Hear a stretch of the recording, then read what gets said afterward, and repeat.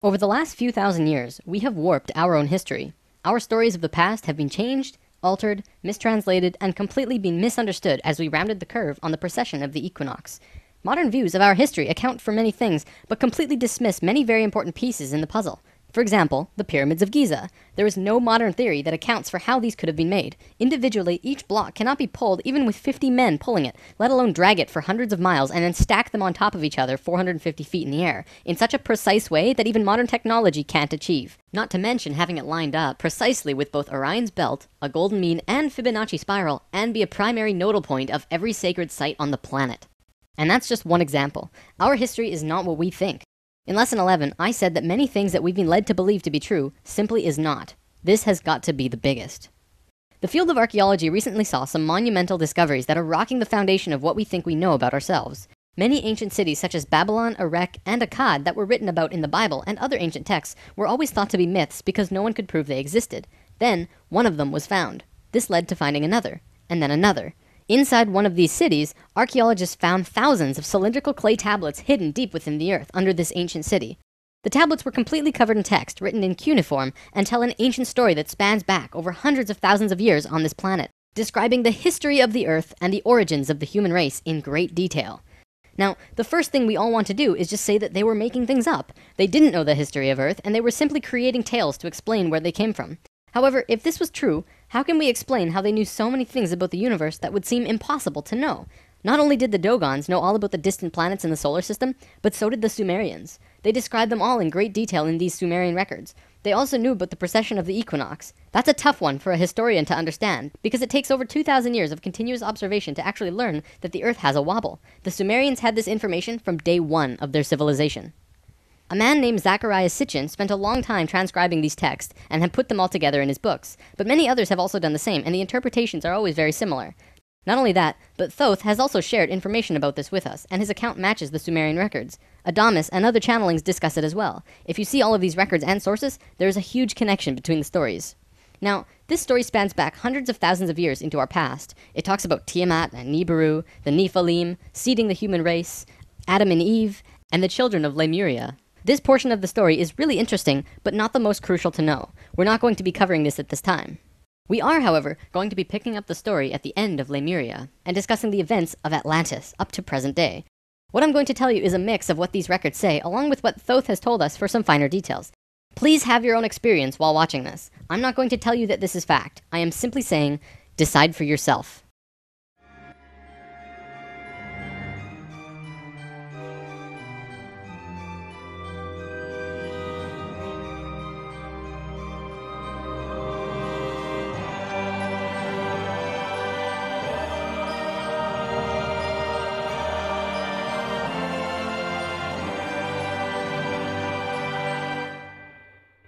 There was a time, long ago, when humans existed at a very high level of consciousness. We were interdimensional and were very psychic. We communicated through thought and emotion, much like how animals do rather than speaking or writing, which would seem very primitive.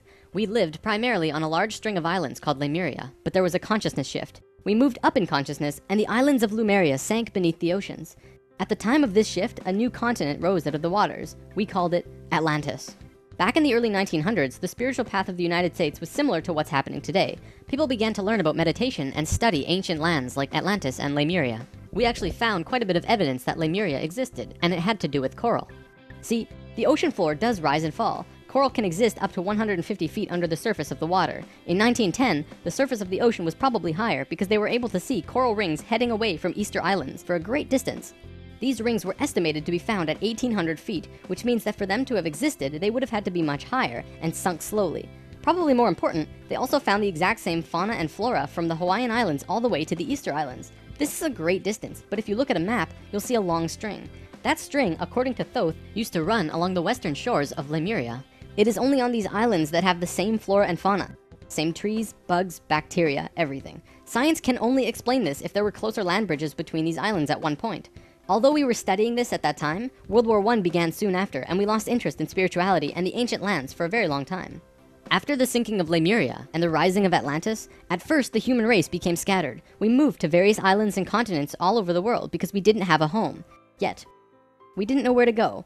At that time, there were about 1,000 humans at a very high consciousness, more than all of the rest. They were called the Nakals. Today, we know them as Ascended Masters. The Nakals began preparing Atlantis to be our new home. They projected their energies across the surface of the continent in the form of the Tree of Life, not with 10 circles, but with 12, an extra on top on the island of Udal, and an extra on the bottom in the water. There were 10 components on the mainland, and even though it extended over hundreds of miles on the surface, it was projected to the accuracy of a single atom.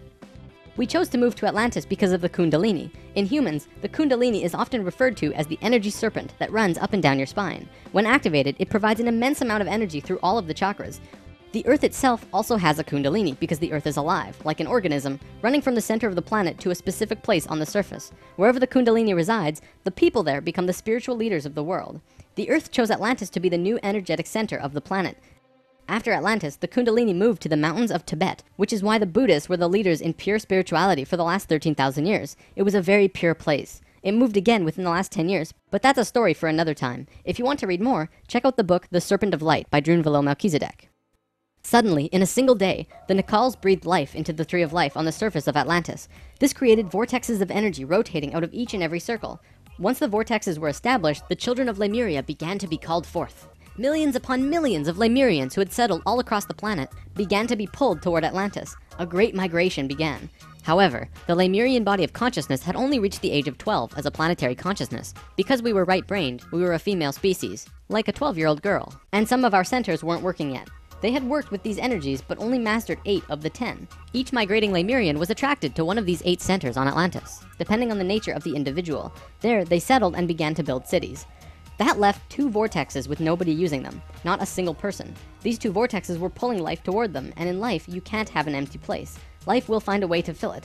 Similar to if you were driving along a freeway, following another car, and you drop too far behind, someone will fill the place. That's exactly what happened on Atlantis. Though the Lemurians had only filled 8 of the vortex areas, Mayan records state clearly that there were 10 cities in Atlantis when it fell. You can see these records in the Troano document, which is now located in the British Museum.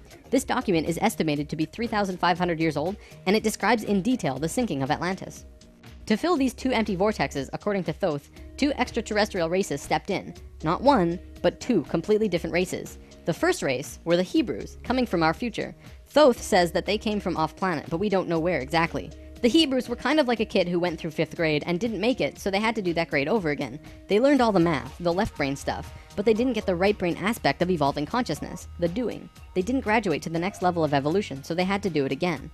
They knew a lot of things that we didn't know yet and brought many concepts and ideas to us that we weren't aware of yet. Now, if this is true, this would explain quite a few things about the Hebrew people in general. They seem to have many sacred geometries hidden within their culture. It also puts perspective on the story of Exodus. Perhaps Moses incarnated into that lifetime to free the Hebrews because they were not direct descendants of humans and were being treated unfairly. Or could it be that Moses was visited by an ascended master of the Hebrews who guided him to free their people?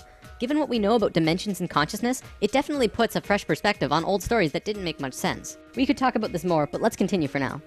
There were no problems caused by the Hebrews coming to Atlantis. They actually benefited our evolution. The other race that stepped in caused big problems. These beings came from the nearby planet of Mars. See, according to Thoth, Mars looked very much like Earth a little less than 1,000,000 years ago. It was beautiful. It had oceans and water and trees that were just fantastic. But something happened to them, and it has to do with something called the Lucifer experiment. From the very beginning of creation, everything is simply an experiment. Creation itself was just consciousness creating and inhabiting itself in that creation. There is no divine plan. Spirit can do whatever it wants. Having said that, if Spirit decides to cut itself off from the rest of consciousness and create a separate reality on its own, it can do that too. This is called the Lucifer experiment. Because Spirit is God, it can do this. There is nothing wrong with that. We've kind of been led to believe that Lucifer is evil and the devil. This just isn't true. Lucifer is just another means of perceiving the reality. It is not a unity perception of oneness, but rather a duality perception of two-ness. There's a flower of life pattern for Lucifer as well, but that's a big topic for another time. Anytime the Lucifer experiment has been attempted in the universe, it always ends in failure. The species will cut itself off from love and will become incredibly male, left-brained. What always ends up happening is that everyone becomes very greedy. There is no compassion for one another, and everyone ends up fighting until they end up killing themselves. More than 1,000,000 years ago, the beings on Mars joined the Lucifer experiment, and it failed dramatically. Basically, they cut themselves off from the unity of the universe and created a separate reality. When the Martians severed the love bond, they became pure male, logical beings with no emotions. What happened on Mars was that they ended up fighting. Mars became a battleground. Eventually, it became clear that Mars was not going to survive. They blew their atmosphere away and destroyed the surface of the planet. Nova recently did an episode on planetary magnetics, and they found some interesting things about Mars. The planet didn't have a magnetic system, however the surface was magnetized, implying that at one point it did, but that something happened. Let's move on for now, but I'll link to this Nova special in the comments. Now, we've been discussing the star tetrahedron before, and now I want to give you a brief understanding of the Merkaba. The Merkaba was known in ancient times as the Chariot of Ascension. It is the star tetrahedral energy field around the body. All around the world, there are references to this in ancient texts. When activated to its full potential, the Merkaba, which is both a tool and part of your being, can be used to do the impossible, included but not limited to changing dimensions and traveling through the universe. Before Mars was destroyed, they built huge tetrahedral pyramids, which we've discussed in Lesson 10. They built 3, 4, and 5-sided pyramids, eventually building a complex that was able to build a synthetic Merkaba. Remember in Lesson 10, I showed you that complex on Mars depicting a star tetrahedron inside of a sphere? That was the remnants of a complex that created the Merkaba. After 1 million years or so, it's been eroded, but the proof is there. Now, because the Martians were severed from the Unity consciousness, they couldn't create a living Merkaba. They simply used it as a tool. They created a synthetic Merkaba to travel in time and find a new home. A small group of Martians tried to get away from Mars before it was destroyed, and that place they found was Earth. About 65,000 years in our past. They saw this little vortex sitting there, just pulling in life, with no one in it. They didn't ask permission. Being part of the Lucifer experiment, they just said, all right, let's do it. And they stepped onto that vortex, and in doing so, they joined and changed our evolutionary path.